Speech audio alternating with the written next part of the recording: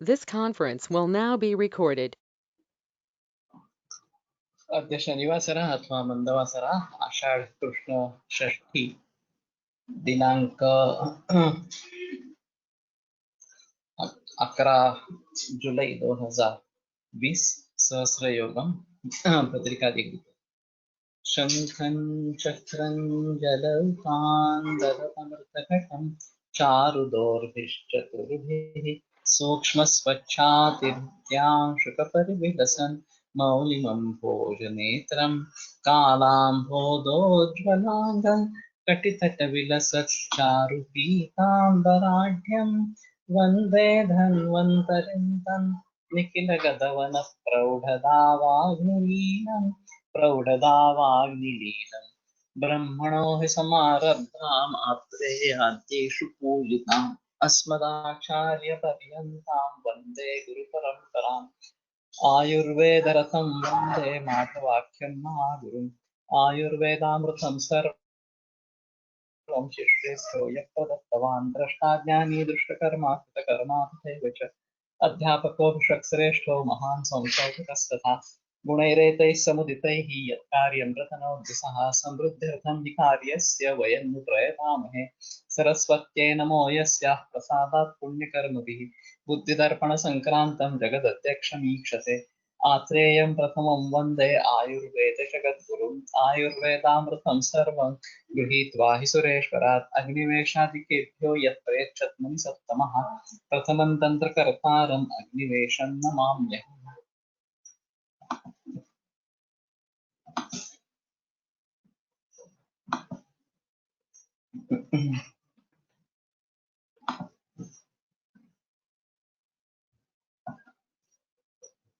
बद्रिकास्वरस्य सर्पिः पक्वं क्षीरसमन्वितं जलप्रसादनं कल्पं सितया च विमिश्रितं सर्वं ब्रह्मोक्षतोत्थानां मृगां प्रशमनं परम्।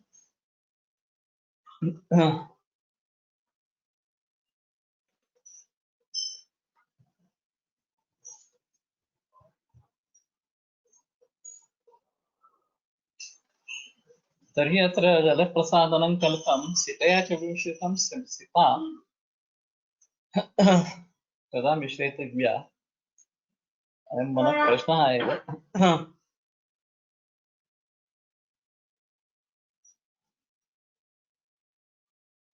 हिन्दी भाषान्तरे तावत् सीतासहितः कल्पः ग्राह्यः इति कृतमस्ति, किन्तु उभयतापि अर्थं कर्तुं शक्यते। सर्वैः साध्यं ततः सीतया विभूषितं प्रयोक्तव्यम् इति। So when the sita is to be added, whether it is to be added during preparation of the ghee or later, that remains a question. सर्वं ब्रह्मक्षतोत्थानां मृगां प्रशमनन्तरं यथा मया उक्तम् इदं कृतं सर्वमर्मक्षतोत्थानां मृगां प्रशमनम्। अतः हृद्रोगे वा भवतु अथवा बस्तिरोगे वा भवतु शिरोरोगे वा भवतु एतत् प्रयोक्तुं शक्यते इति तत्र फलितार्थः। So it is better to use this in all marmakshata and Prasiddha or something like that. So both the things are possible. Mix it with honey.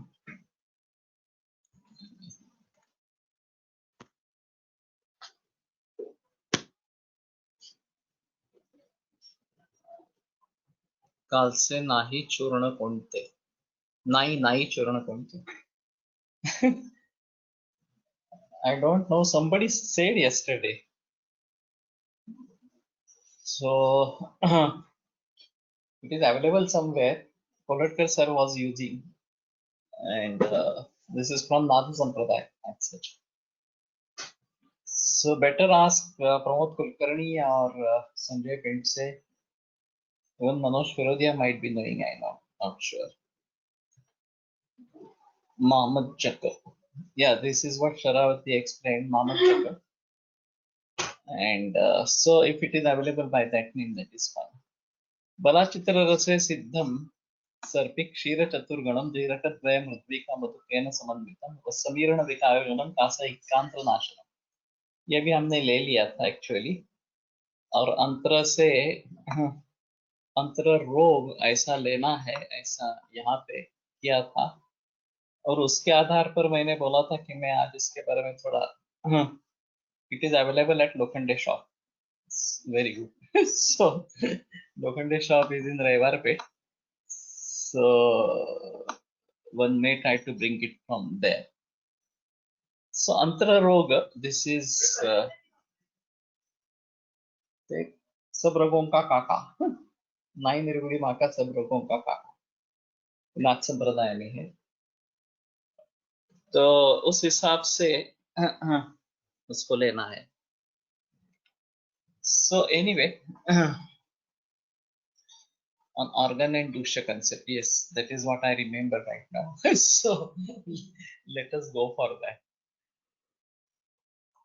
Basically, there is a big difference between the development of conventional medicine and what is given in Ayurvedic texts. Ayurvedic texts have a holistic approach of the living being as such, not only the physical body, but the living being as such. And that is why we are trying to consider the functionality of the living being as a whole, considering that body, mind, senses, and soul are its components, and each component has its own role. So yeshamev bhavanam sampatsanjane naram teshamev budvyasan vividhan samudire. That is what we learned in this 25th Yajna Purushiya Adhyaya. So like that, Ayurveda has a totally different holistic approach. As compared to that, the conventional medicine is having a focused approach, and that is anatomical approach. That is yet another important aspect. So with the help of microscope, they started going to very minute objects, may be the organisms in the universe, may it be the body parts, may it be the biochemistry, etc., etc. So with this microscope and further electron microscope, many things were revealed. And with the development in the physics, they started going for this sonography, then CT scan, PET scan, MRI, etc. So visualization of body parts became much easy, and they got carried away with this view and start forgetting about holistic approach. That's a major lacuna in conventional medicine. As a result of that, mechanical approaches were found out to deal with varieties of diseases.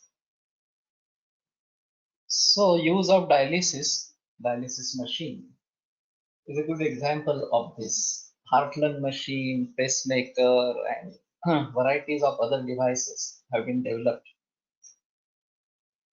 to either enhance the activity of the organ, like in pacemaker, or to get the work done mechanically from machine. And this is due to the reductionist approach of concentrating only on that particular system, whether it is respiratory system, cardiovascular system, urinary apparatus, or whatever it may be, or something like that, focusing only on that. And that is why they have a peculiar diagnosis of a tumor, whether malignant or non-malignant, and whether it's cyst or whether it is something hemangioma, etc., etc. So they have a typical approach of diagnosing the disease and then treating with it mechanically without going into the causative factors and such. They want to have a mechanical approach about that. And if the problem cannot be fixed, then we go for transplant surgeries. So transplant surgeries have developed during last 2-3 decades enormously. Knee replacement, hip replacement, kidney transplant, liver transplant, heart transplant, and whatnot. So this is organ-based approach. As compared to that, we have very few organs explained in Ayurveda. Maybe Hridaya, maybe Grahani, maybe Amashay, Pakvashay, etc. etc. And we are more concerned about the physiology of the organ rather than the anatomical structure as such. So our base is totally different. And we have a system that everything that gets generated in the body is due to the process of Agni and Srotas. So our digestion concept doesn't stop at digestive system. Thereafter again the Ahara Rasa is being acted upon by Rasadhatvagni, further Rasadhatvagni, etc. And within that again Bhutagnis also play their role. So as a whole, whatever is getting generated into the body has to undergo the process of Agni, has to undergo the process at a particular Srotas and such. And there is less importance to organ and more importance to dosha dhatu and mala. So ours is a totally different approach, which is a holistic approach as such. And we are going deep into the thing. Now the whole world today is mesmerized by conventional medicine, particularly the so-called research in conventional medicine and mechanical fixing of the problem that it's a medicine or it's the medicine or something like that. And all other sciences have to be taught in the influence of conventional medicine and then decide whether they are scientific or not, etc. etc. But since there is no emphasis on causative factors at all, the conventional medicine still has many limitations. This Tristanda approach, Hetulingaushadha Jnanam Swasthatara Parayanam, is really a very big thing. And Ayurveda has advantage or benefits of this particular approach as such. So when it comes to a organ related disease, that's what conventional medicine is emphasizing upon. When they don't have any philosophy to restore the organ back, they just go for either removing the organ or replacement theories or treating it with chemotherapy, radiation, etc. if it is a cancer. In cancer, this is very well seen that in conventional medicine, the diagnosis is on the basis of cell type, that is one thing, and the chemotherapy is based on that. And it is organ related as well, renal cell carcinoma, hepatocellular carcinoma, and lung cancer and brain cancer, etc. etc. And in that scenario, as long as possible, surgery is possible, they would go for surgery. If not, they may go for radiation. If not, they may go for chemotherapy and destruct the cells, cancer cells, not really dealing with the cancer disease as such. So, in many diseases, the approach is just mechanical, and they are able to convince the ordinary man that now, if we remove that organ, then the problem is solved. Best example is hysterectomy. So there are diseases like Rakta or maybe fibroid leading to Rakta or pain. And if we remove the uterus, then there is no question of disease in the body. That is what they try to say. They forget the etiology behind the fibroid or behind Rakta. And this dosha vaishamya, according to Ayurveda, which remains in the body even after removal of the uterus, is not considered at all. They don't have this concept of dosha vaishamya at all. And so they are convinced that they have fixed the problem properly. The society is convinced that the problem has been fixed, but nobody is aware the internal process that is going on, which is explained very well in Ayurveda.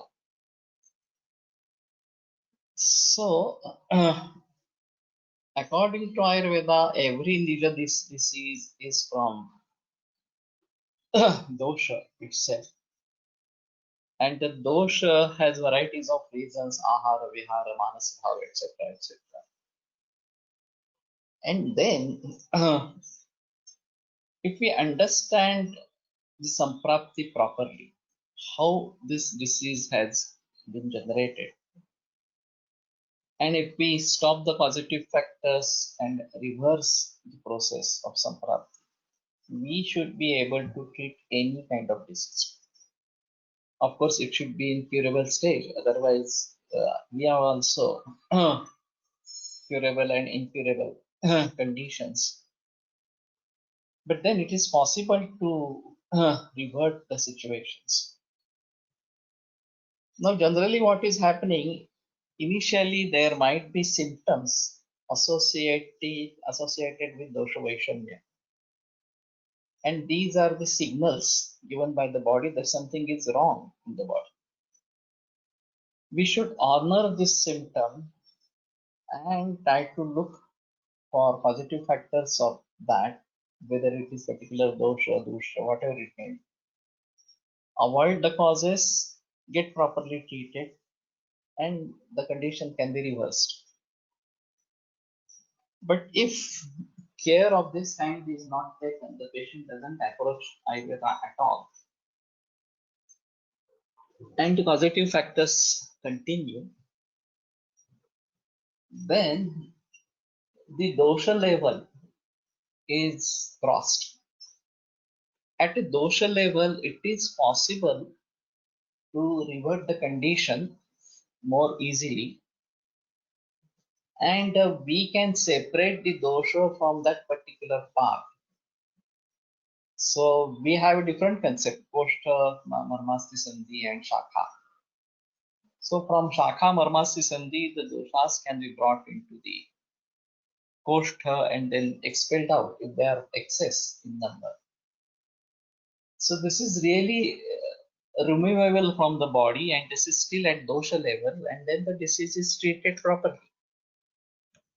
But when it crosses this limit and starts forming dosha samurchana as such and gets involved into an organ. In Ayurveda also there are organs discussed about this, like Grani and Hridaya, as what I said. Or maybe Kantha, and there are many. We may try to get the list of the Shariradi Bhavas from Kosha, etc. Even then, if there is no anatomical change in the organ, and only the dosh is residing over there causing some problem, etc. etc.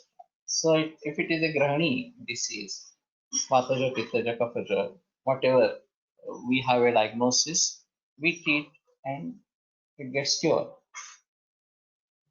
But when it brings about a change anatomical change in that organ or something like that, or somewhere in the body. That's what we see in Amavata or Vata, etc. So the phalanges get involved, swelling, etc., etc. And there can be this vakratva, anatomical deformity in rheumatoid arthritis. So this is indicative that the doshas have crossed the limit, and now it is the dhatu that has been involved. And this is because of the generation of that particular dhatu through this digestion. So still our focus is on digestion, Agni concept, Pachan, Deepan, etc.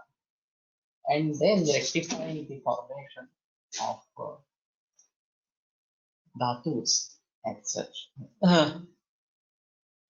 Now the avayava or particular organ is getting generated from particular dhatus and such.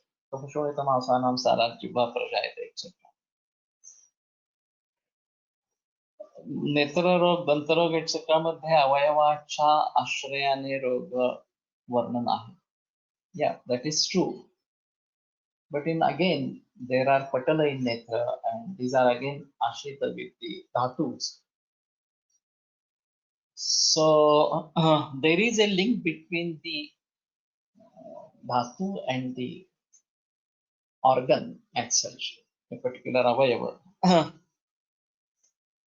And in that scenario, when it reaches the dhatu level and crosses dhatu level and enters into a particular organ and creates a deformity of that organ, something like that. So it may be hemangioma in the tongue, or it may be some tongue cancer, anything like that. Then we have to understand that this is deep rooted. The whole process of transformation from ahara rasa into dhatus and involvement of those dhatus in creation of a particular organ has been disturbed. And even masena rasa shukrivati triyan chartavam, it takes about 1 month for the formation of the shukra from this ahara rasa. And then we have when it gets generated from that particular dhatu, even the nourishment of that particular dhatu keeps on happening through this chain only. So if we treat it properly, then gradually there will be a reversal and the tumor will be gone. I have one case, my first case, which was cholangiocarcinoma, and when they opened up for possible surgery, they found that it is arising from gallbladder spreading to liver and intestine. And they decided not to do anything, closed down the abdomen, and left the case saying that he won't survive more than 15 days.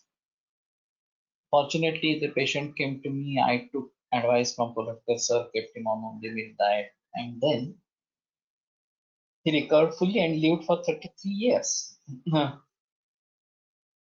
sonography was done later on, and the whole tumor had disappeared.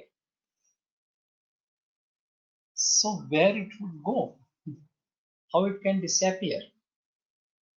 So if there is a generation, there is a layer also of that particular bhava, if we understand the samprapti properly and revert the process. The same is the case with VP Nanal sir. He had also one case of liver cancer, and sonography showed that there was a prevalence of a tumor, and over a period It started regressing and vanished completely after 5-6 years. And the sonography was being done by Arun Kindre, a very well known sonologist from Pune, working in Gupta Hospital. So this is evident of the fact that we can revert even the changes at anatomical structure of anatomical structure. काही patient मध्ये organ replacement मध्ये उपशय मिळतो हे कसे? This is a mechanical fixing of the problem. So there is no doubt that this works. But that's not real because the again new kidney will again get damaged within 5-6 years. Then how long you keep on changing the kidney? So this is a mechanical solution. This is not a real solution as such. काही स्त्रियांमध्ये menstruation यायच्या 1-2 दिवस आधी डोळे अतिशय जड होतात, अतिशय जड होतात, दुखतात. याचा संबंध कसा लावतो? This is Udavarta kind of thing, and when the menses start, then the Vayu gets Adogati and these symptoms disappear. The same is condition about Stanashula as well. So some ladies may have severe breast pain before menstruation, and that is unbearable. So I am using this Tanadigata Vata Kashaya from Sharangar, and it works. We may go for Basti, etc. This is Udavarta. So this is not anatomical Vikriti. This is physiological and physiopathological or something like that. And this can be reverted more easily. When it comes to a fibroid, again, fibroid and uterine cancer are different entities, and fibroid is at least not life-threatening, but uterine cancer is life-threatening or something like that. So no doubt conventional medicine has certain guidelines for this, which to treat in what way or something like that. Stanadigata Vatahara Kashaya. This is from Sharangar, you will find it. And you may use anything for Udavarta. So, Koshtavatara, Goachadi, etc. These can be used for the sake of Udavarta as such. But anyway, what I feel not available. You have to prepare. I made churna of this and use that churna. Otherwise, you have to prescribe it, and people have to make it at home. So what I'm emphasizing is even when there are anatomical changes, may be malignant, may be benign, those can be reverted with Ayurvedic principles. If we understand it properly, how this has happened, then you will be able to revert it properly. And you can show the results on sonography that there was a tumor and that has disappeared, something like that. Only thing this requires quite long period. That is one important aspect. And secondly, if you go for FNAC and biopsy, then there are more chances of its rapid spread. These two cases, they didn't do any biopsy or FNAC. In my case, it was opened up and they decided not to touch it. Another case, I had renal cell carcinoma in which also they decided not to touch. And in Nanal's case, this was not done. And all these cases recovered very well. So that is why I'm against FNAC or biopsy if patient comes to us before doing that. Now, yesterday only I had a baby 4 months with a huge tumor arising from liver. And doctors are saying the alpha fetoprotein is more than 23,000. So this is indicative of liver cancer. And the advice given by the doctor is go for chemotherapy, then surgery, again chemotherapy for a 4-month baby. So I asked them, do not do anything. Don't go for allopathy at all, or something like that. Investigation साठी आधी FNAC करतात. That is true. There are very few cases reported to us before FNAC or biopsy. Even my experience is the same.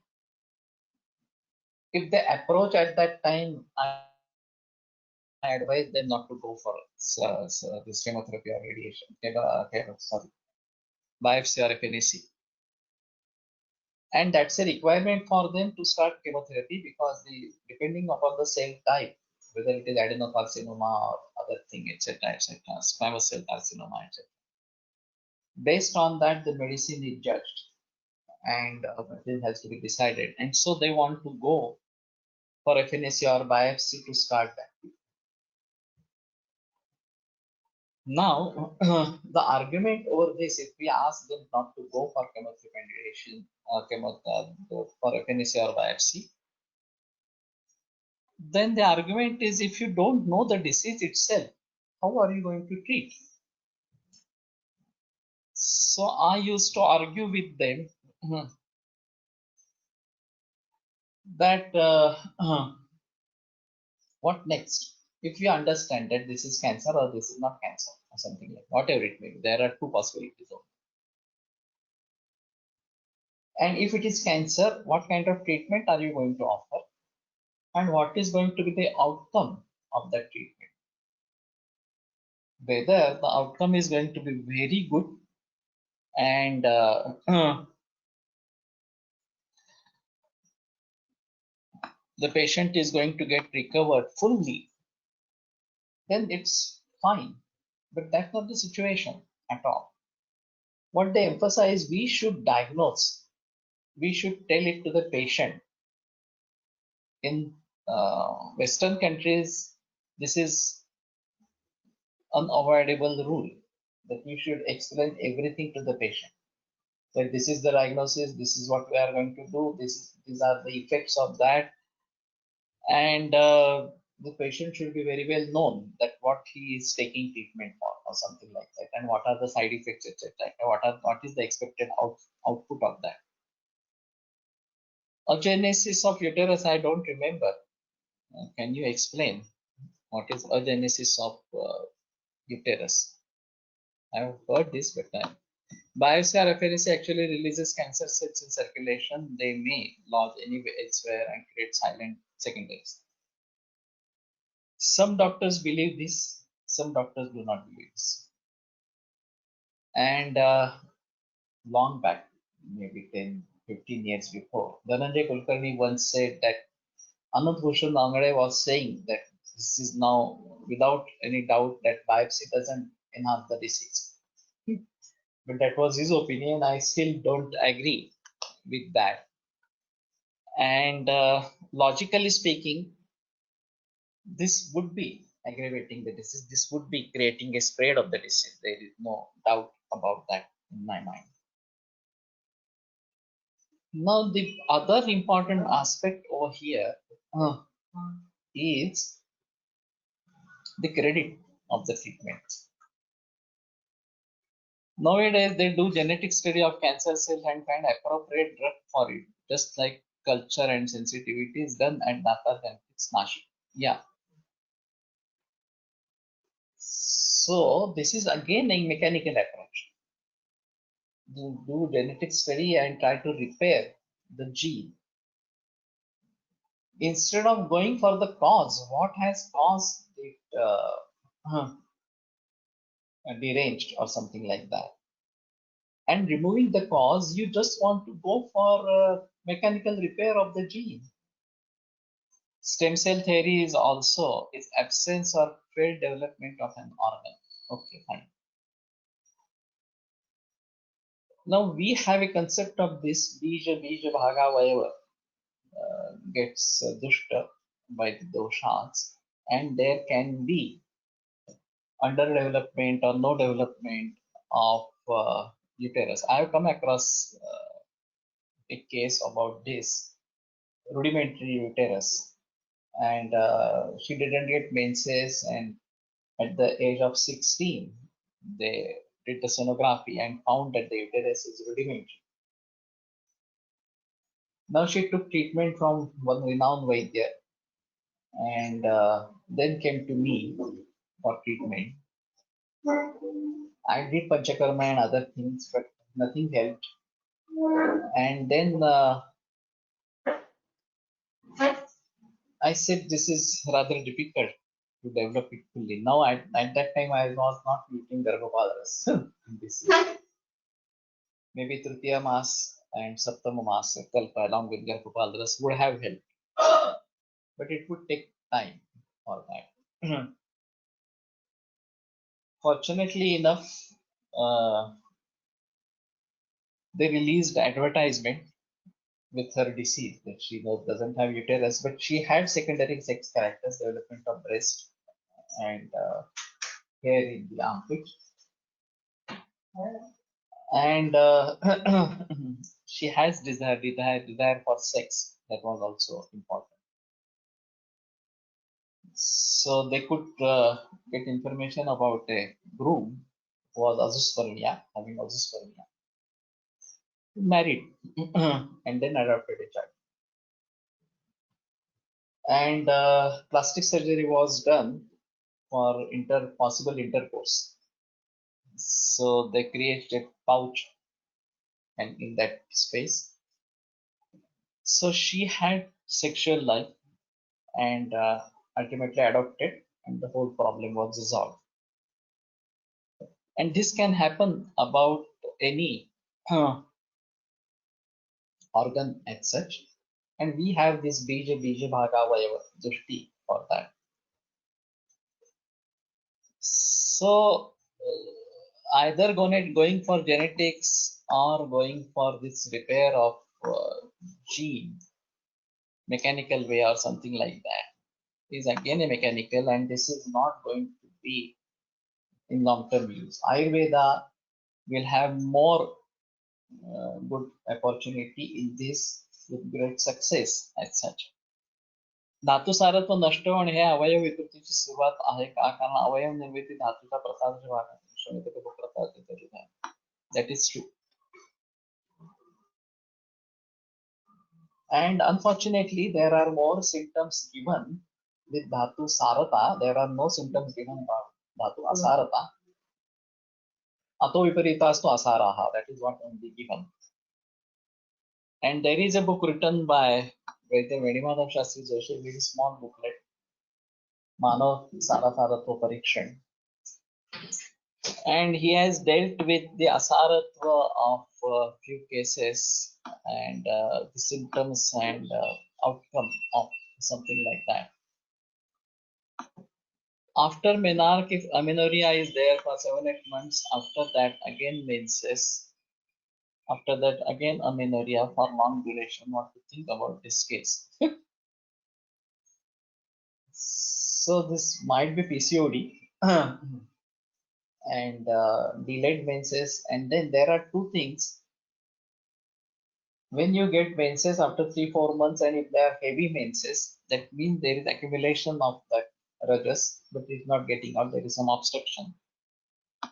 And if after 3-4 months there is only normal flow, then the generation of raja it's less.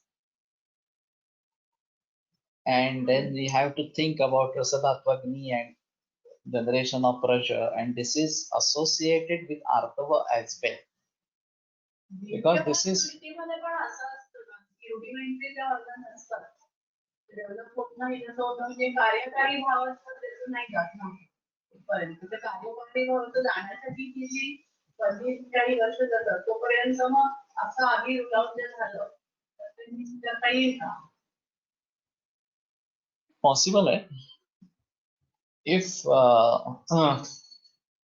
we come to know about this deformation or something like that. And now I am using this particularly Garbhopal Ras, etc. Now I would like to switch over to Garbha Vinod Ras. And one pharmacy is preparing it. Ordered that because Garbhopal Ras has Nagabhasma and we are not sure about the quality. If it is trusted, then only we can use. Otherwise, Garbha Vinoda might be a good option in that scenario. And if we come to know about this and start proper treatment for that, when they say that Rasayana treatment is capable of making old man young again, and Nari Jara Jarjardo Pyasi Nari Nayananandana, so beautiful like that, then it is possible to correct this process by Rasayana treatment. Of course, one has to go for Panchakarma first and then go for Rasayana treatment as such. IVF and IUI is also mechanical process. There is no doubt about that. So everything is being fixed in allopathy. What is the relation between raised BSL and cancer? They say now that whether it is a coincidence or those who are having diabetes are prone to cancer. This is another important aspect. There is some specific dosha dusha involved. Garbha Chintamani is available. It was Garbha Vinod Ras or Garbha Chintamani Ras. I don't remember whether it is Garbha Chintamani. Udar Jatrodaka Avastha should be considered as Pitta Pradhana or Kapha Pradhana Avastha. This is totally out of focus question. Paka Avastha is definitely Pitta Pradhana, but there can be Kaphodara as well. Garbha Vinoda is not available. Okay, Garbha Chintamani. So Garbha Chintamani we may try to go for. Vedanath se milte. Okay. This was some another company. I think Ayurved Seva Sangha Nashik. I don't remember right now. Also Ayurved Seva Sangha Nashik. Yeah, that is what the representative came to my clinic after so many years. Ayurved Seva Sangha. And then I could understand that this is available. Your Chintamani Ras is available. Anyway, what we Dabur also available. Okay, but then better to go for Baidyanath or Seva Sangha Nashik. That's a better choice to do. Anyway, what I feel,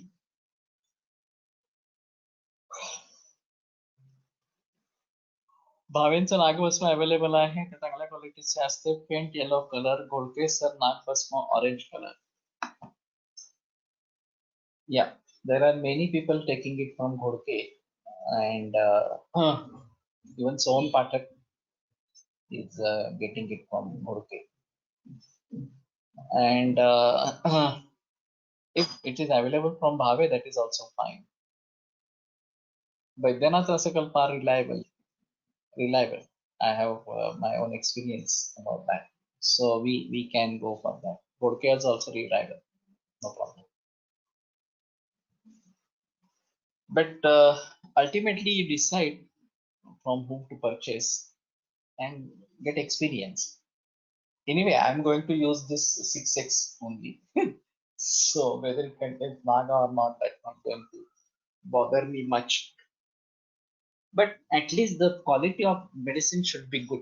So Amit Ghodke is one of our students residing in Narayanpet. He has his clinic and his medical shop, etc. near Patra Maruti. He is a student of mine and of Bhagyawadikar, Prashant Bhagyawadikar, both. So पुण्यामध्ये वैद्य Ghodke sir आहेत आर्य औषधालय. Yes, that is what I'm saying.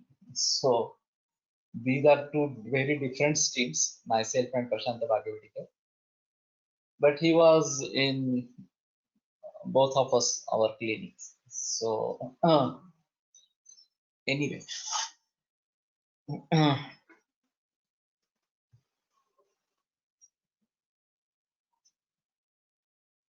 What is this?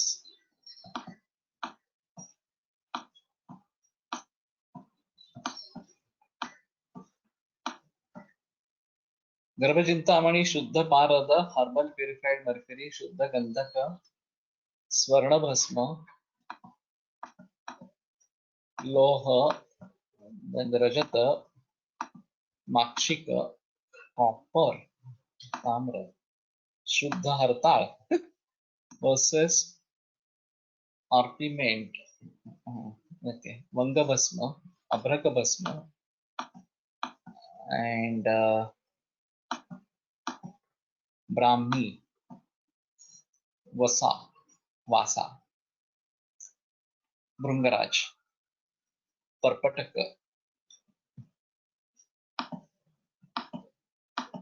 Dashmool.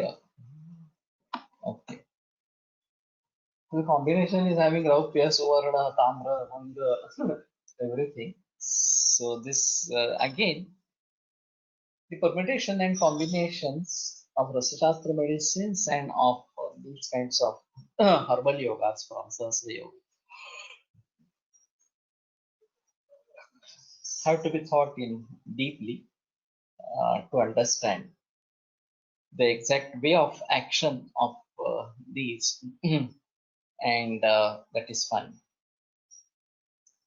So anyway, we had a long diversion. What I feel, we need to understand the process of digestion, not only at digestive system or Mahasvatas, but at Dhatu level, Bhutagni level, as such. And Haritala is itself. When they are doing it, it should be safe.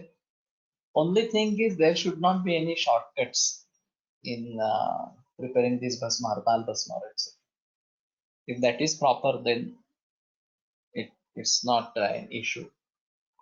So basic to do is do it by ourselves. And then we are dead sure that it is good. Otherwise, as I said, at least you make it 6/6 and then use it. So all are saved in that situation. Anyway, so what I feel right now, this is a totally novel approach by Ayurveda of dosha, dhatu, mala, and then avaya. So whenever there is a deformity in an avayava, which is practically seen in scan, MRI, etc., etc., we have to understand that samprapti is deep rooted, though we can correct that, we can rectify it.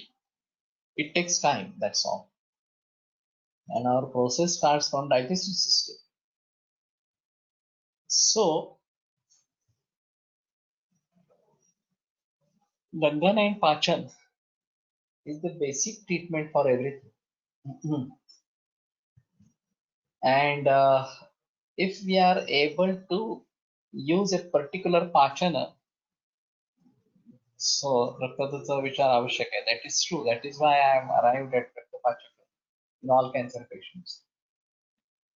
In all Avayav Nirvite, there is relationship of Rakta Dhatu. And so Rakta Dhatu is more important. And like dosha, Rakta can be removed from the body.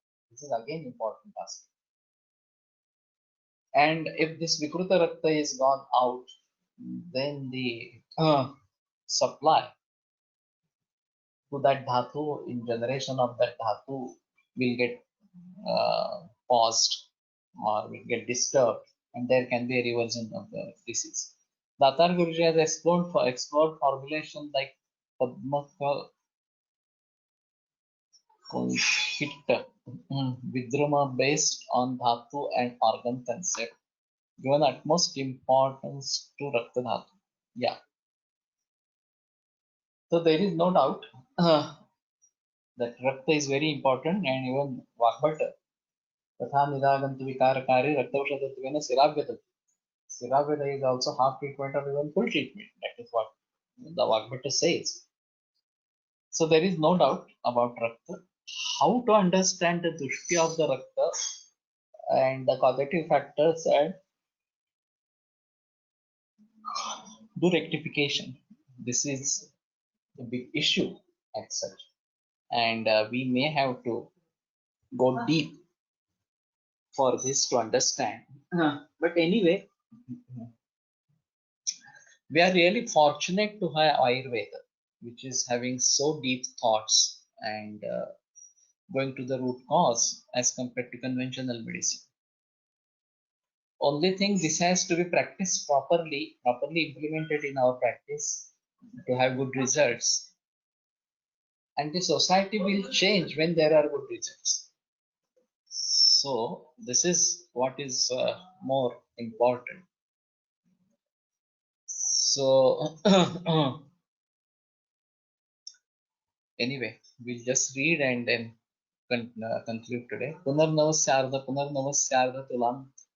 तुलां स्फोट्या भुजङ्गमा दशमूलस्य पञ्चाशत् फलानि लशुनस्य च तावन्ति तोये निष्पात्य तेन प्रस्थं घृतात् क्वचित् एरण्डतैलसंयुक्तं कृष्ट्वा कृष्णा तन्मूलसंयोगैः यष्टिमधुकं ऋद्वीका यवानि विश्वभेषजैः एतैर्हिङ्वादेना वापि प्रतिवापं विनिक्षिपे सदुग्धं साधितं तत्तु शूलगुल्मोदरापहम्. So Punarnavadi Ghruta, I don't think this is in use.